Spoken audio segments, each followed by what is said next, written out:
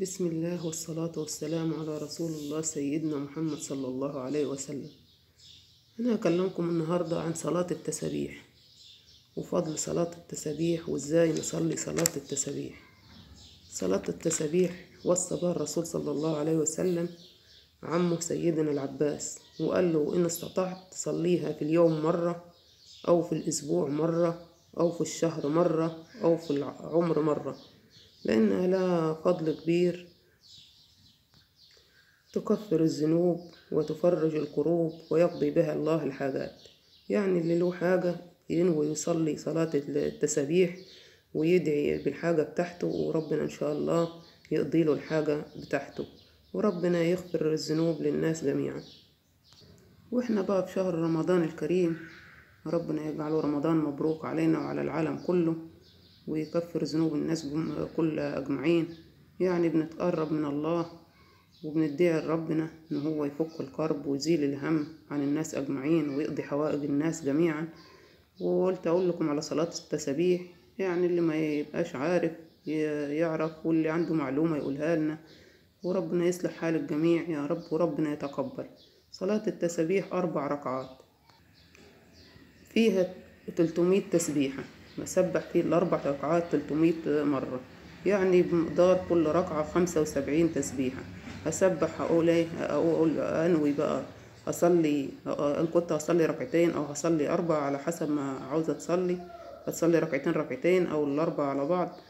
أنوي وأقول الله أكبر، وأقرأ الفاتحة، وأقرأ ما تيسر من القرآن، سورة صغيرة أو على حسب ما تقرأ من القرآن، وهسبح 15 مرة.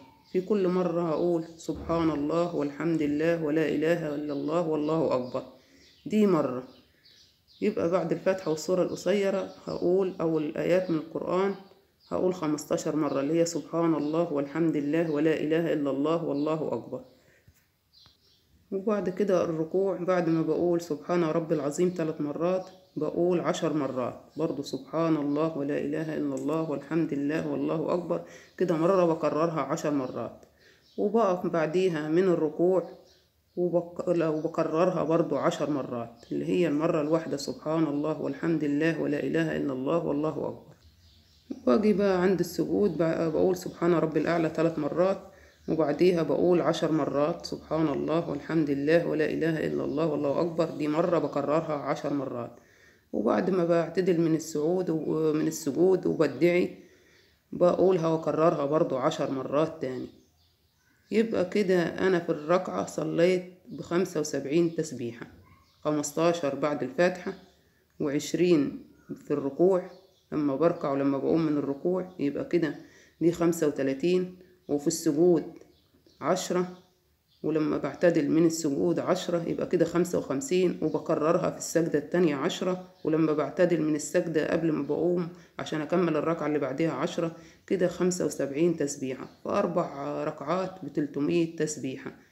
لأنه الرسول عليه الصلاة والسلام وصانا بالتسبيح، والله سبحانه وتعالى كان يحب التسبيح، ويقول يسبح لله ما في السماوات وفي الأرض ومن آناء الليل فسبح لأطراف النهار لعلك ترضى. وربنا كان بيوصينا بالتسبيح، وكل شيء على وجه الأرض يسبح، وإحنا بنجتهد، والدين الإسلامي دين يسر مش عسر، وبنجتهد إن إحنا نقرب من الله، وربك يتقبل، وربنا يغفر ذنوب الناس أجمعين ويفرق الكروب ويقضي الحاجات ويحقق لكل واحد أحلامه، وربنا يصلح حالكم جميعا، وربنا يجعلها سنة مبروكة عليكم أجمعين. وإن عجبكم الفيديو ما تنسوناش الاشتراك في القناة وعمل اللايك، والسلام عليكم ورحمة الله وبركاته.